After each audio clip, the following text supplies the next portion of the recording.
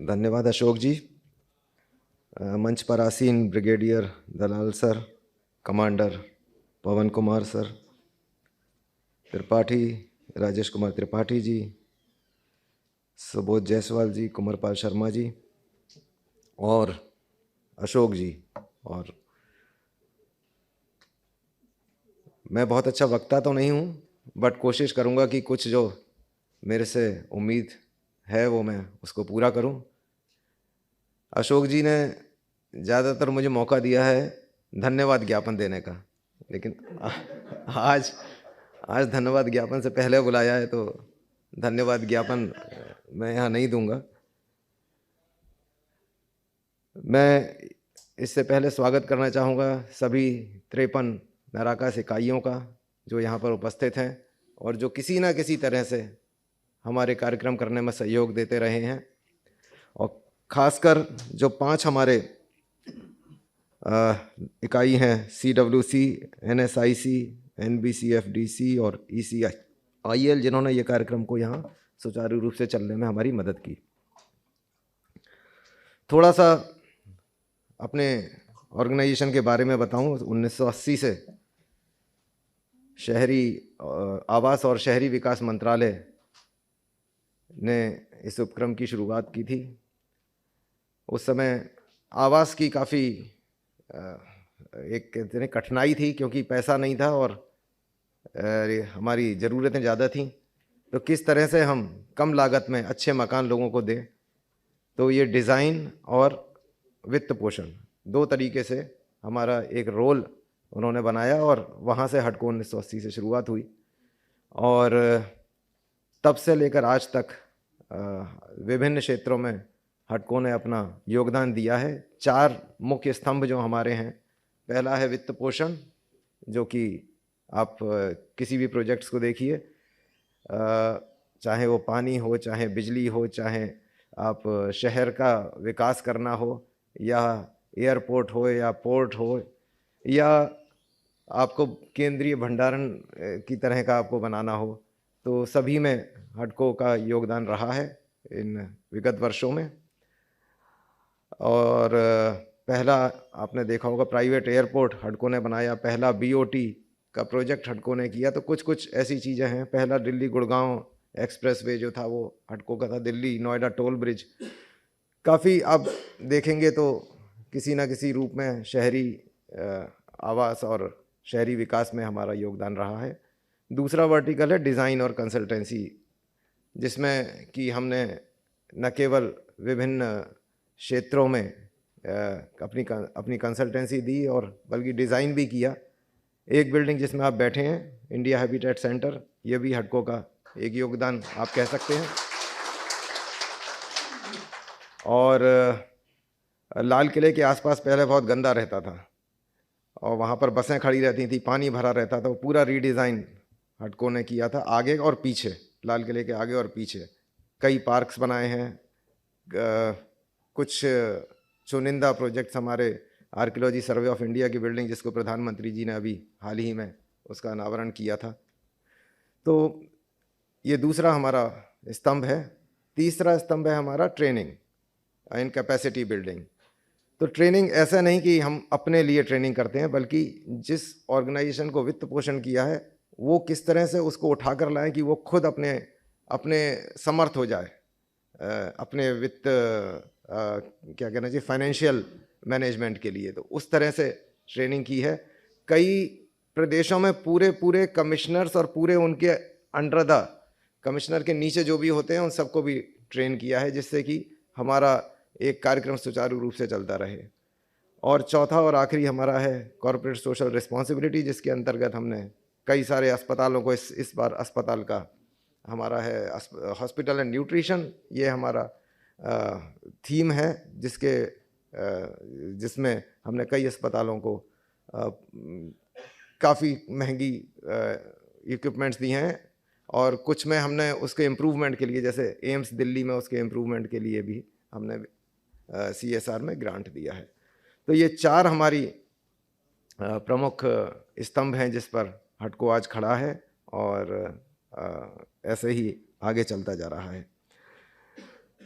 जहाँ तक हिंदी का सवाल है, चूँकि हम नराकास अशोक जी देखते हैं, तो सबसे पहले तो ये हम ही को बोलते हैं कि आप किस तरह से हिंदी को दिन पर दिन बढ़ा सकते हैं। हर चीज़ में इनका इंटरवेंशन रहता है कि आप द्विभाषीय सारी चीज़ निकालें, आप हिंदी की पहले निकालें यदि इंग्लिश की निकालना ज़रूरी है।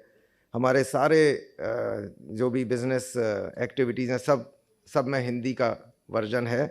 हमारे जो 21 क्षेत्रीय कार्यालय हैं, सभी से पत्रिकाएं निकलती हैं हिंदी की, और सारी पत्रिकाएं एग्जीबिशन में जो लगी थी उसमें सारी पत्रिकाएं उपलब्ध थीं। कुछ लोगों ने देखा भी होगा, 21 की पत्रिकाएं निकलती हैं, चाहे वो साउथ में त्रिवेंद्रम हो या तमिलनाडु हो या फिर आंध्र प्रदेश हो, तेलंगाना हो, सभी अपनी अपनी पत्रिकाएं अपने स्तर पर निकालते हैं। हाँ, ये मैं मानता हूँ कि कुछ पत्रिकाओं में सुधार की ज़रूरत है, बट कम से कम एक प्रयास है जो उन्होंने शुरू किया है पत्रिकाओं के जरिए अपना भाव प्रदर्शन करने के लिए।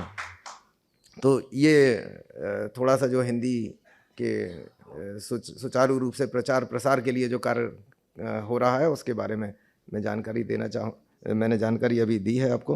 हिंदी एक बहुत ही खुली भाषा है, मतलब उसमें कोई भी आ सकता है, कोई भी जा सकता है, किसी भी भाषा के शब्द आप प्रयोग कर सकते हैं, मना किसी चीज़ को नहीं है हमारे, बल्कि जो ट्रेनिंग होती हैं, हमारे कार्यक्रम्स होते हैं, उसमें भी कहते हैं कि आप यदि आपको हिंदी का उसका, और अभी भी यहाँ वक्ताओं ने भी कहा है, हिंदी का शब्द पता नहीं है तो आप उसको उसी भाषा के शब्द में आप लिख सकते हैं, हिंदी में रूपांतरण करके। तो ये इतनी विशेषता है इस भाषा की, जो कि शायद दूसरी भाषा में ये विशेषता नहीं है जो इस भाषा में विशेषता है। एक छोटा सा इंसिडेंट मैं आपको बताऊंगा कि किस तरह से दूसरी भाषाएं घुल मिल जाती हैं हिंदी में।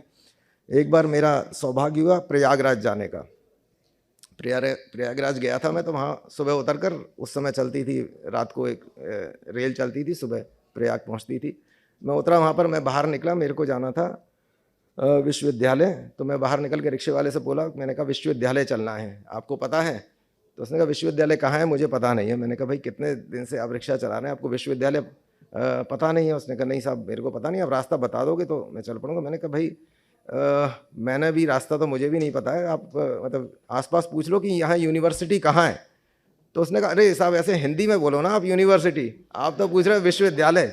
तो विश्वविद्यालय तो यहाँ, तो मतलब ये भाषा इतनी अद्भुत है कि इसने कई क्षेत्रों को, कई भाषाओं को अपने आप में समावेश कर लिया है, और पता नहीं लगता कि असली इसका वो मतलब कौन सा शब्द इसमें हिंदी का है और कौन सा शब्द इसमें बाहर का है। कुछ हमारा, चूँकि मैंने कई साल पढ़ाई भी मैंने बाहर की है, तो मेरा ऐसा लगता था कि बाहर जाते हैं जब हम, तो हमें उत्सुकता रहती है, क्योंकि वहाँ डिफरेंट भाषा होती हैं, यूरोप में कई कंट्रीज़ में अलग अलग भाषाएं हैं। उत्सुकता रहती है कि कहीं हिंदी का शब्द मिले, तो कोई बोलने वाला मिले तो उससे बात की जाए। पाकिस्तान और हिंदुस्तान लगभग सिमिलर ही रहती हैं। एक बार मैं मॉल में गया, वहाँ पर मैं कुछ सामान खरीद रहा था, तो वहाँ दूसरी साइड से कोई हिंदी में अपने बच्चे को डांट रही थी एक लेडी। तो मैंने कहा अरे, बड़े उत्सुकता हुई मेरे को कि चलो कोई मिला मेरे को बात करने के लिए। मैं वापस घूमकर जब तक आया तो उसने मेरे को देखा, तो वो इंग्लिश में डांटने लगी उस बच्चे को। उसने कहा तो मतलब इस तरह से हमारे को स्टेटस सिंबल, ऐसे कॉन्शियसनेस ऐसा बना देते हैं। कल ही रात की बात है कि मैं अपने बेटे को छोड़कर आया घर पर, तो एक टीवी पर कार्यक्रम चल रहा था। तो मैं बताता हूँ फिल्मों का कितना हिंदी को बढ़ावा देने में योगदान रहा है। उसमें एक बच्चा था, कोई शायद सिंगिंग का था, इंडियन आइडल होगा या कोई होगा, उसमें था। उसको हिंदी नहीं आती थी, उसको तमिल भी, उसको मलयालम भी शायद उतनी, मलयालम या तमिल भी उतनी अच्छी तरह नहीं आ रही थी। तो जो जजेस बैठे थे वो पूछ रहे थे कि आप इसको गा पाएगा ये गाना। उसके बाद उसने हिंदी में गाना, मेरे को याद नहीं आ रहा, बहुत इतना अच्छा गाना गाया उसने हिंदी में। तो ये बताता है कि हिंदी जो है, फिल्म का कितना बड़ा योगदान है हिंदी के प्रचार प्रसार में। मतलब ऐसी ऐसी जगह ऐसे ऐसे गाने लोग गा रहे हैं कि जिसका शायद उसको अर्थ भी नहीं पता होगा, वो बोल भी नहीं पा रहा था अपनी भाषा में, इंग्लिश में भी नहीं बोल पा रहा था, हिंदी तो ज़ीरो थी उसकी, लेकिन गाने का जो उसने इतने पावरफुल वे में जो गाना गाया, कल रात की बात है ये। तो मतलब मैं आश्चर्यचकित रह गया कि किस तरह से फिल्मों का एक हिंदी में बहुत बड़ा योगदान रहा है। हमारा एक एल्यूमनाई छोटा सा है हमारा, जिसमें एम्बेसडर एक यहाँ आए थे, वो काफ़ी दिन से हिंदुस्तान में रहते थे। तो हम नॉर्मली जब बात करते हैं, इंग्लिश में बात करते हैं, तो उन्होंने पूछा कि आज का मौसम कैसा है।